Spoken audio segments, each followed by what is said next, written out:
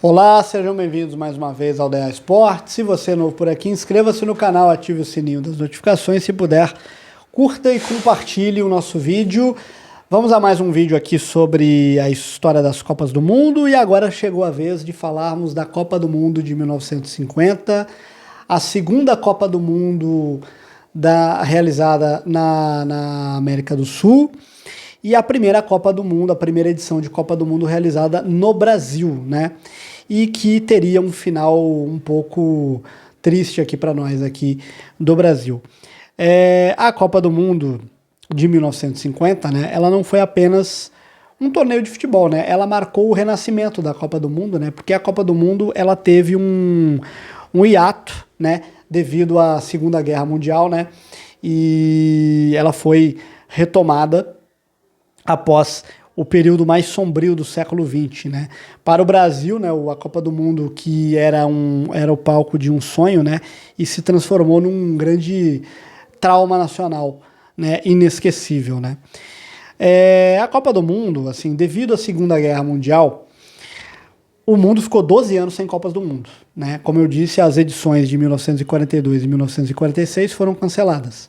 E com a Europa em ruínas, né, a FIFA ela precisava de um país disposto e capaz de sediar o evento.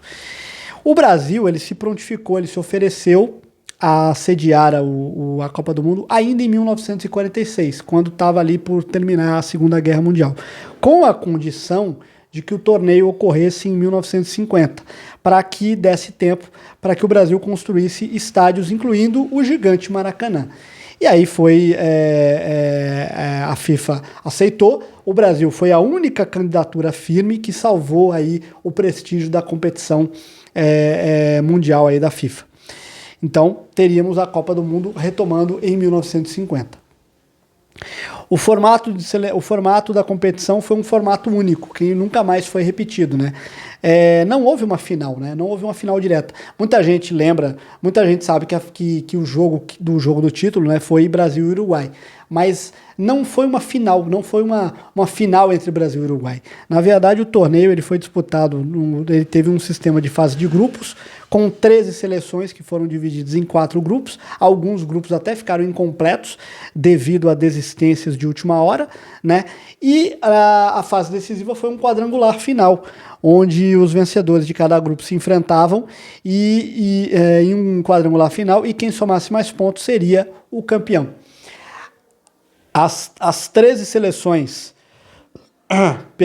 as 13 seleções que disputaram o torneio foram Brasil, anfitrião, da representante da América do Sul, Iugoslávia, Suíça, Espanha, Inglaterra, Suécia e Itália, da Europa. Também da América do Sul participaram Chile, Uruguai, Paraguai e Bolívia, e da América do Norte vieram México e Estados Unidos, esses os 13 representantes aí, as 13 seleções que jogaram a Copa do Mundo de 1950. Como eu disse, houve desistências, né, principalmente no grupo do Uruguai, né? As desistências que deixaram o grupo do Uruguai com apenas 2 seleções, né? Deixou o grupo do Uruguai com apenas 2 seleções, e isso foi até uma polêmica, né? Que teria favorecido o Uruguai, que teve que jogar apenas um jogo, né? Para chegar à fase final. E o Brasil teve mais partidas que o Uruguai, né? As desistências que deixaram o grupo do Uruguai com apenas 2 seleções foram uma verdadeira confusão diplomática e desportiva, né? Na típica do pós-guerra, né? Originalmente o grupo deveria ter 4 equipes, né? Mas acabou por se tornar um duelo único entre Uruguai e Bolívia, devido às seguintes desistências. Atenção.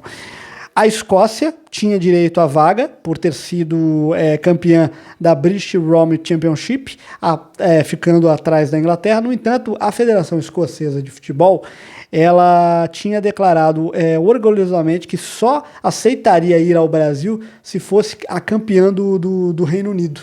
E aí, como ficaram em segundo lugar, mantiveram a palavra e recusaram o convite, apesar dos apelos da FIFA e dos próprios torcedores, dos jogadores escoceses. A Turquia, a seleção turca chegou a se qualificar para o torneio em campo, mas desistiu de viajar para o Brasil, alegando altos custos financeiros e as dificuldades de transporte da época para uma viagem para uma viagem tão longa até a América do Sul. Outra desistência foi a da França, né? O convite acabou sendo recusado. Após as saídas da Escócia e da Turquia, a FIFA convidou a França, que tinha sido eliminada na qualificação, para preencher a vaga.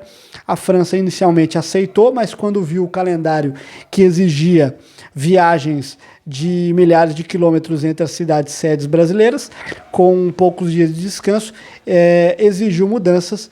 Como a organização não cedeu, os franceses também desistiram de última hora. O resultado disso, né? Outra seleção que foi convidada foi a Índia, né? A Índia chegou a ser convidada, mas também declinou o convite e acabou desistindo. O resultado disso, o Uruguai viu-se num grupo que tinha apenas um time. Precisou jogar um jogo apenas contra a Bolívia, fez um resultado de 8-0 e chegou assim ao quadrangular final naquela oportunidade. Isso gerou críticas na época, pois enquanto o Brasil teve de enfrentar 3 jogos duros na fase de grupos, né, 3 jogos duros na primeira fase, o Uruguai chegou à fase decisiva muito mais descansado e sem desgaste de viagens longas que afetaram as outras seleções. Falando um pouco sobre os estádios daquela Copa do Mundo, né?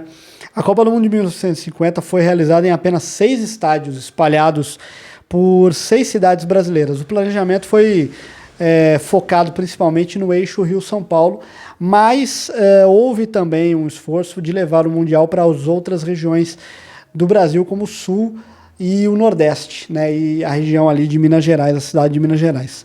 Os estádios daquela Copa foram o Maracanã, o principal estádio daquela Copa, o Pacaembu, foi a sede aqui em São Paulo, o Independência foi a sede, o estádio Independência, o antigo Independência, o estádio do América Mineiro, o Durival de Brito, a Vila Capanema, estádio do Paraná Clube, recebeu os jogos, representando aí a cidade de Curitiba, representando também a região sul. Também na região sul, o estádio dos Eucaliptos de Porto Alegre, que acho que não existe mais.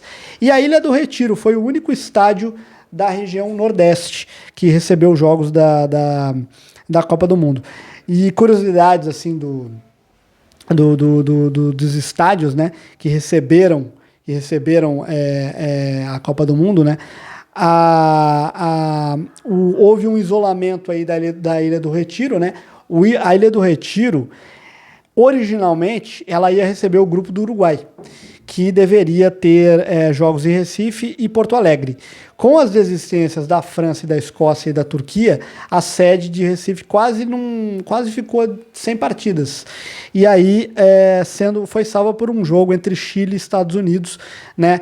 E foi o único jogo que a Ilha do Retiro recebeu. Houve também a maldição do Pacaembu, né? Muitos, né, historiadores, né, muitos atribuem o fracasso do Brasil em 1950 também ao empate que o Brasil teve no Pacaembu, ao jogo que o Brasil fez no Pacaembu contra a Suíça, que foi um jogo para agradar o público paulista, né? E aí a comissão técnica escalou vários jogadores que atuavam em São Paulo, quebrando o entrosamento do time que havia jogado contra o México, o primeiro jogo. E o Maracanã, né? O Maracanã ainda era um canteiro de obras, né? O Maracanã ainda estava em construção quando a Copa começou. O Maracanã ainda não estava 100% pronto. Havia andaimes, entulho e áreas sem acabamento. O estádio foi concluído durante a competição, né? E de fato foi concluído somente anos depois, né? O estádio ele foi concluído somente anos depois, mas a sua grandiosidade já assombrava os visitantes, né? Falando agora sobre a seleção brasileira, né? O Esquadrão de Ouro, né? Como ele ficou conhecido naquela época, o Brasil entrou na Copa com um time considerado imbatível, né? E comandado pelo técnico Flávio Costa, e o esquema tático era o WM, né? O WM, que era um esquema antigo, né? Um esquema clássico ali do futebol de antigamente. E o futebol apresentado era ofensivo, e plástico, né? Com muita habilidade. Os jogadores demonstravam muitas habilidades, muita arte, né? O futebol arte, né? Que clássico, assim, é o clássico do Brasil, né? O que marcaria o futebol brasileiro, né?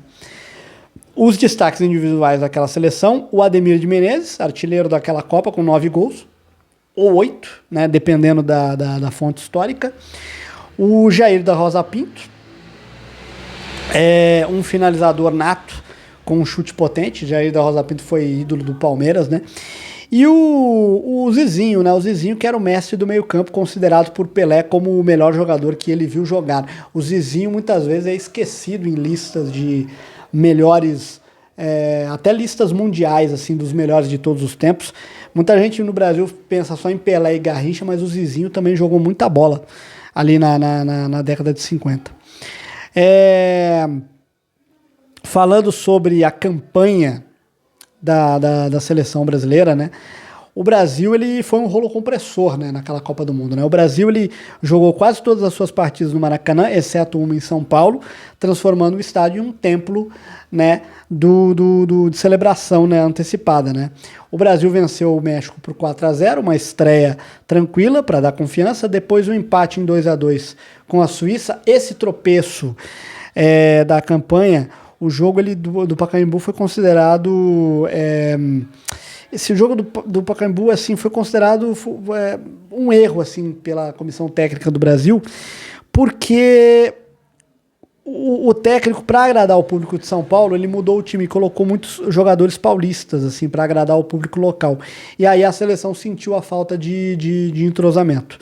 E no último jogo, uma vitória sobre a Iugoslávia por 2-0, o jogo decisivo do grupo. O Zizinho estreou após recuperar-se de lesão. O Brasil garantiu a vaga no quadrangular final, vencendo a Iugoslávia por 2-0.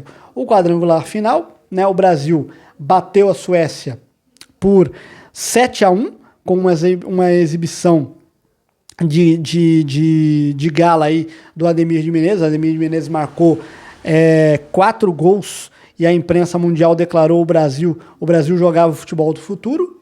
Acho que eles estavam certos, né? Estavam certos. E depois o Brasil venceu por 6-1 a seleção da Espanha num outro massacre ao som de Touradas de Madrid.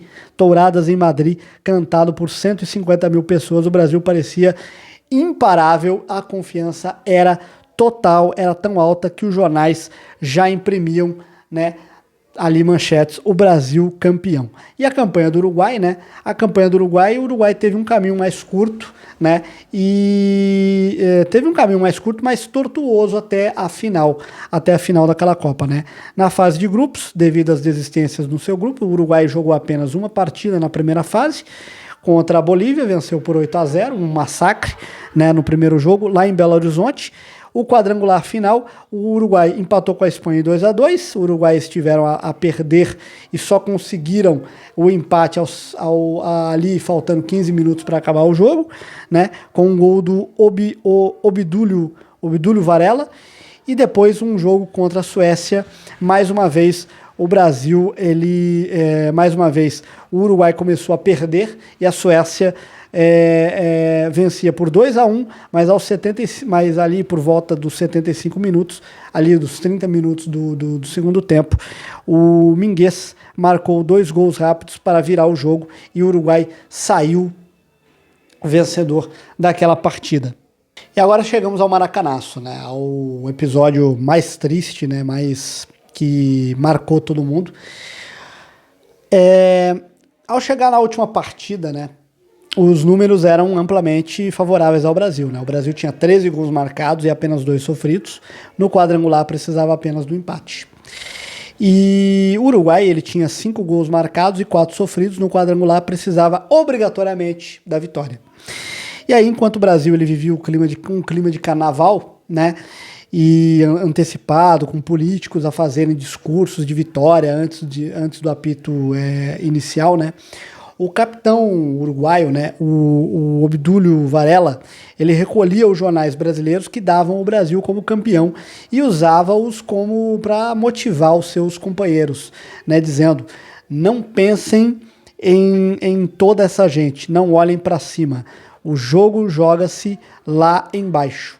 Ou seja, já tinha aquela coisa de usar os jornais ali como motivação pro adversário.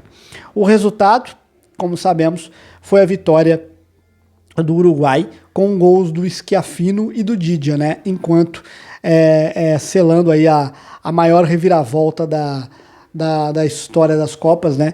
O Brasil era favorito, mas aí o Uruguai conseguiu vencer o Brasil. O Maracanaço, ele não foi apenas uma derrota esportiva. Ele foi descrito pelo escritor Nelson Rodrigues como a nossa Hiroshima, né? Referência à bomba de Hiroshima, né? Que o Japão, que os Estados Unidos jogou sobre o Japão. O impacto ele foi tão profundo, né, que ele alterou a identidade do futebol brasileiro e a própria alma do país por quase uma década, né? Naquela época, a sociedade brasileira buscou explicações quase sobrenaturais ou morais, né, para a derrota. 3 jogadores carregaram o fardo mais pesado, né? Os zagueiros, né, o Bigode e o Juvenal, os defensores que estavam no setor onde o Didia Guiglia marcou o gol da vitória do Uruguai, né? E foram duramente criticados e muitas vezes com tons de racismo velado, né? E questionando a fibra dos jogadores negros sob pressão. Mas o maior fardo foi carregado pelo goleiro Barbosa, né? O Barbosa foi transformado no maior vilão. Ele sofreu com o estigma do gol de Didia até o fim da vida, chegando a dizer que no Brasil a pena de morte, a pena máxima para um crime é de 30 anos, mas eu cumpri 50 anos por um crime que eu não cometi, né? O Barbosa, que era bom goleiro, mas ele ficou marcado por esse gol e ele morreu, ele infelizmente morreu ali triste e com depressão. Infelizmente o Barbosa acabou sendo esse vilão aí do título de 1950. Houve também a aposentadoria da camisa branca, né? Começou-se a acreditar que o uniforme branco com as golas azuis ele estava amaldiçoado, e em 1953 o jornal do Correio da Manhã, né, ele lançou um concurso para escolher um novo uniforme que utilizasse as 4 cores da bandeira nacional. O vencedor foi Aldir Garcia Cir, um jovem de 18 anos, curiosamente nascido na fronteira com o Uruguai. Ele foi o cara que desenhou a camisa amarela, né, a amarelinha canarinho, que o Brasil usa até hoje, e começou a estrear a camisa oficialmente em 1954. Também foi a partir daí que surgiu o complexo de vira-lata, né, que o Nelson Rodrigues cunhou a expressão complexo de vira-lata. Ele definia isso como uma inferioridade com que o brasileiro se posicionava perante ao resto do mundo, né? Na sensação de que no momento decisivo o Brasil sempre falharia por falta de psicológico, né? Esse sentimento dominou as Copas do Mundo seguintes, né? Até o primeiro título do Brasil mais para frente. Uma curiosidade também, né, que as traves de madeira do Maracanã de 1950 elas foram mantidas no estádio até 1959, e quando foram trocadas, né, foram então trocadas por traves de metal, né? Um funcionário as levou para a cidade mineira de Muzambinho, né? Terra do Milton Neves, né? Inclusive. E reza a lenda que elas foram queimadas em um churrasco ou guardadas como relíquias, né? Mas o fato é que o Barbosa, anos depois, chegou a visitar o local e para ver o instrumento de seu suplício ser destruído, né? O Maracanaço ele ensinou o Brasil, né, a ser profissional, mas deixou uma cicatriz que só cicatrizou totalmente assim anos depois, e eu acho que nunca cicatrizou, na verdade. Eu acho que o Maracanaço ele nunca cicatrizou, porque o Brasil depois, como sabemos, sediou uma outra Copa, e havia uma pressão para que o Brasil ganhasse a Copa do Mundo de 2014, não repetisse 1950. A gente vai falar dessa outra Copa mais para frente, mas a gente sabe também o que aconteceu. Eu acho que essa ferida de 1950, ela nunca foi cicatrizada. Ela nunca foi cicatrizada e eu acho que ficou como uma lembrança, né? O Brasil, lógico, foi campeão do mundo depois, mas essa lembrança do Maracanaço, realmente, ela ficou marcada na história do Brasil.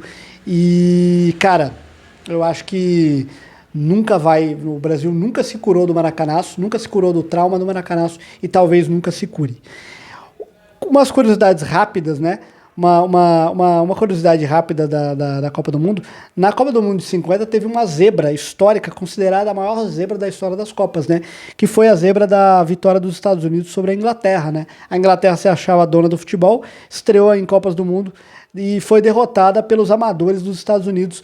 Derrota por 1-0, né? Os Estados Unidos venceu a Inglaterra por 1-0. Esse filme, inclusive, inspirou um filme que eu já falei desse filme aqui no canal. Tem vídeo aqui no canal desse filme, o filme The Miracle Match, ou no título em português, Duelo de Campeões, que conta sobre a história desse jogo aí, a história desse jogo aí entre Estados Unidos e Inglaterra, essa vitória dos Estados Unidos sobre a seleção da Inglaterra, de 1-0 aí. Os americanos venceram a Inglaterra na Copa do Mundo de 1950. Mas é isso. Essa é a história da Copa do Mundo de 1950, uma Copa do Mundo que deixou muitas marcas. O Brasil só conseguiu, eu diria que o Brasil, essa Copa do Mundo ensurdeceu assim, o Brasil, né, e deixou o Brasil em uma fase de luto durante muito tempo. E é um capítulo assim, muito lembrado até hoje, e um capítulo triste do nosso futebol, e que deixou marcas assim, pós Copa do Mundo. Mas essas marcas, elas seriam curadas mais para frente, pelo menos amenizadas mais para frente. Mas é isso, essa é a história da Copa do Mundo de 1950. No próximo vídeo vamos falar da Copa do Mundo de 1954 na Suíça, e outra Copa que ficou muito marcante na história das Copas do Mundo. Mas é isso, espero que você tenha gostado do vídeo. Se gostou, curta e compartilhe. Eu fico por aqui e até a próxima.